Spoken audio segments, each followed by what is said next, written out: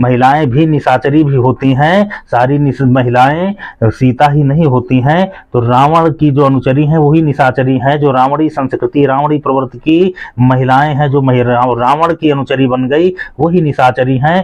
तो रावण कहे सकल निश्चरी न बुलाई, सीता ही बहुविध त्रासों जाई। आज जो सती और धर्मात्मा महिलाओं को जो त्रास देने वाली महिलाएं हैं वो रावण की अनुचरी हैं।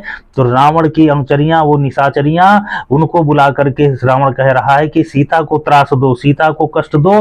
मास दिवस मह कहा न माना तो मैं मारी काली कृपाना। अगर इसने 1 महीने के अंदर कहा नहीं माना तो हम इसको अपने इस तलवार से मार देंगे। तो रावण इस तरीके के जब भय दिखा करके और इस तरीके का आदेश दे करके अपने उन अनुचरियों को चला जाता है, तो माता सीता विलाप करती हैं, रोने लगती हैं और वो कहती हैं कि हम इस देह को रख करके क्या करेंगे, अगर हमने इसका कहा नहीं माना तो 1 महीने के बाद रावण हमें मार ही देगा। तो त्रिजटासन बोली करजोरी, मातु विपत्ति संगिन मैं तो तैमोरी। त्रिजटा जो भगवान विभीषण की पुत्री है, तो वो भी उन राक्षसियों में जो सीता की पहरेदारी में थी वो भी शामिल थी, लेकिन उस पहरे में भी कोई सीता की अनुचरी, जैसे राक्षसों के यहाँ विभीषण मिल गए वैसे उस पहरे में भी एक जो माता सीता का अनुसरण करने वाली है, ऐसी धर्मात्मा भी थी, वो त्रिजटा थी। तो त्रिजटा ने माता सीता को बहुत समझाया बुझाया कि मैंने एक सपना देखा है कि खर आरूर नगन दत्त सीसा, मुंडित सिर खंडित भुज बीसा।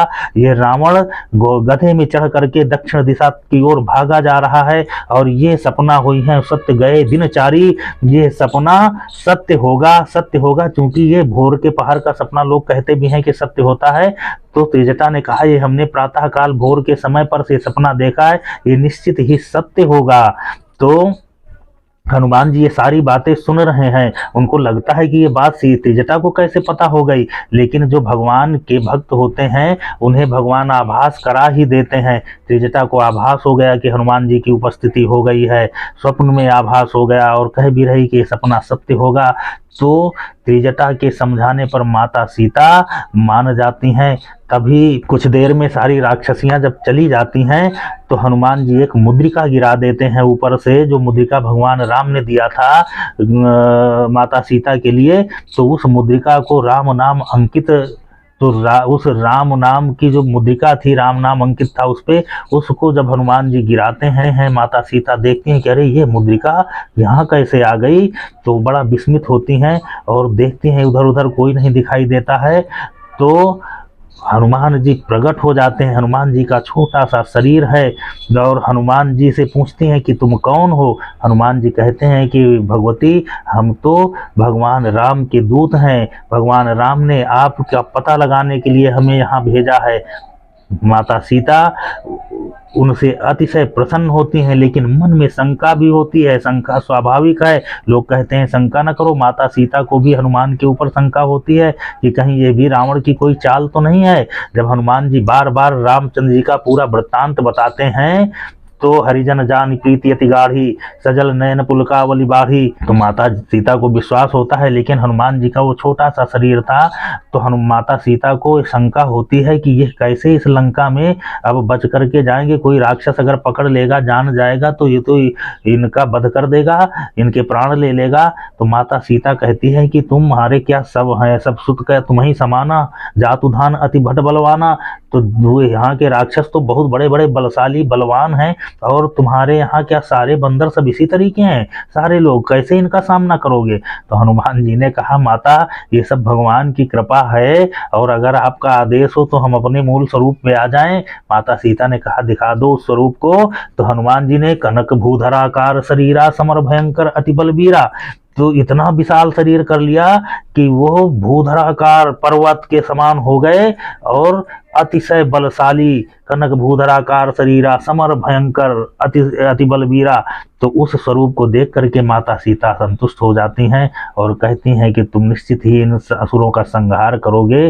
जब माता सीता प्रसन्न होती हैं तो हनुमान जी माता सीता से कहते हैं कि मात मोहि अतिशय भूखा देख मधुर सुंदर फल रूखा, इन फलों को देख करके इस वाटिका में हमारे भूख लग रही है और हमें भोजन के लिए आप आदेश दें कि हम इस वाटिका में जा करके अपनी इस भूख की, अपनी तृष्णा को शांत कर लें। माता ने कहा कि वहाँ भी असुरों का बहुत बड़ा पहरा है, वहाँ एक सुनसुत करहीं विपिन रखवारी, वहाँ पर बहुत बड़े बड़े राक्षसों का पहरा है, तुम वहाँ कैसे जाओगे। हनुमान जी ने अपना वो भूधराकार जो शरीर दिखाया था उसी पे भरोसा करके माता सीता कहते हैं कि अगर जाना है तो जाओ तुम बेटा, लेकिन रघुपति चरण हृदय धरितात मधुर फल खाओ, भगवान का कभी विस्मरण न करना। अगर भगवान तुम्हारे हृदय में है तो फिर तुम्हारा कोई बाल बांका नहीं कर सकता है। हनुमान जी भगवान राम का स्मरण करके चले जाते हैं और अशोक वाटिका में फिर फल खाना शुरू करते हैं। वहाँ पर जो रखवारे थे, जो रक्षा करने वाले वहाँ के लोग थे, तो उनको पहले जब वो उनके बंदर समझ करके भगवान हनुमान को मारने कूटने लगते हैं, डांटने लगते हैं, तो हनुमान जी उन्हें पटक पटक करके मारते हैं। कछु मारे से कछु मर्दे से कछु मिले से धर धूरी, कछु पुण्य जाए पुकारे प्रभु मरकट बल भूरी। कुछ को मारा, कुछ को पटका, और जो बच गए वो रावण के दरबार में पहुंच गए और कहा कि अरे महाराज, बहुत बड़ा बंदर आ गया है, पूरी अशोक वाटिका को उजाड़े दे रहा है और उससे प्राण बचाना मुश्किल है। तब रावण अक्षय कुमार को भेजता है और अक्षय कुमार को भी हनुमान जी मार देते हैं। अक्षय कुमार का मारा जाना सुन करके रावण मेघनाद को भेजता है। मेघनाद भी जब युद्ध करता है तो युद्ध में वो हनुमान जी से पार नहीं पाता, तो उसके पास ब्रह्मास्त्र था, तो ब्रह्मास्त्र को चला देता है। ब्रह्मास्त्र को भगवान ने कि ब्रह्मास्त्र की महिमा न घटे, ब्रह्मास्त्र का मान रखने के लिए अपने आप को बंधवा लिया। और क्योंकि उनकी एक योजना है, सब योजना से काम हो रहा है, उनको रावण के दरबार में भी जाना है, उसका भी बल देखना है और वहाँ का भी पूरा रावण का दरबार कैसा, कैसे योद्धा है, कैसी उसका राज दरबार है, सब देखना है। तो वहाँ जाने की जो योजना थी, उस योजना के तहत अपने को बंधवा करके हनुमान जी उसके दरबार में भी पहुँच जाते हैं। दरबार में भी रावण उनको देख करके अतिशय क्रोध में भर जाता है और कहता है इनको, इसका सर काट दो इस बंदर का। तभी विभीषण आ जाते हैं। भगवान की प्रेरणा, माता भगवती की प्रेरणा है, भगवती ही हनुमान जी को बार बार बजाती है।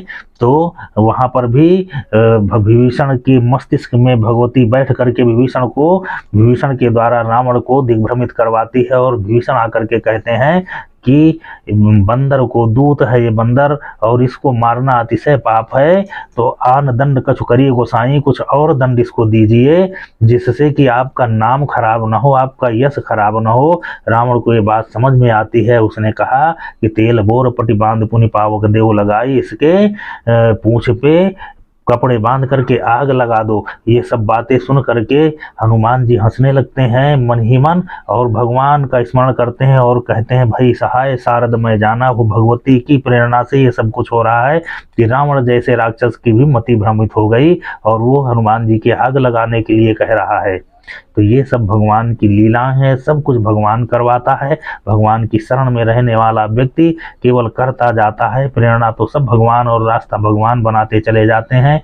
मारहि लात देहि बहुगारी, वहाँ छोटे छोटे बालक कपड़ा लपेटने लगे, कोई लात मारता है, कोई चुटकी काटता है, कोई कुछ करता है, लेकिन हनुमान जी किसी को कुछ नहीं करते क्योंकि वो जानते हैं कि हमारा कार्य इन मच्छरों को मारना नहीं है, हमें तो रावण का बल देखना है कि रावण कितना बलशाली है, उसके भीतर भय भरना है। ये क्या करेंगे, तो वो कुछ नहीं बोलते। और जब उनके पूंछ पर आग लगा दी जाती है तो हनुमान जी हरि प्रेरित तही अवसर चले मरुत 49, हनुमान जी के तो पूंछ में आग लगाई गई, लेकिन उसी समय भगवान की प्रेरणा से 49 पवन चलने लगे।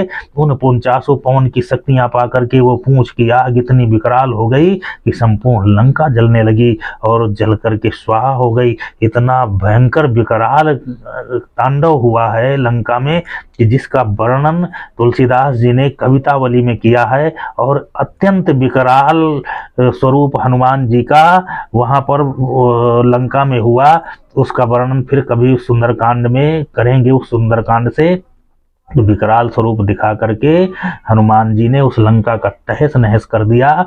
और तहस नहस करने के बाद हनुमान जी माता सीता को प्रणाम करके और जब वहाँ से चलते हैं तो माता सीता कहती हैं कि हमारा ये संदेश बता देना कि अब यहाँ पर रहना दूभर है और आकर के हमें ले जाएं। तो माता सीता ने से हनुमान जी ने कहा कि अगर भगवती आदेश हो तो हम ही लेते चले आपको। तो हम सीता ने कहा नहीं, हम ये नहीं जाएंगे, भगवान जब आएंगे तो जब यहाँ का युद्ध होगा, यहाँ राक्षसों को मारेंगे, तो उस चरित्र का गुणगान संसार करेगा, इसलिए वो चरित्र निर्माण होने दो, भगवान को आने दो, ये सब भगवान करेंगे।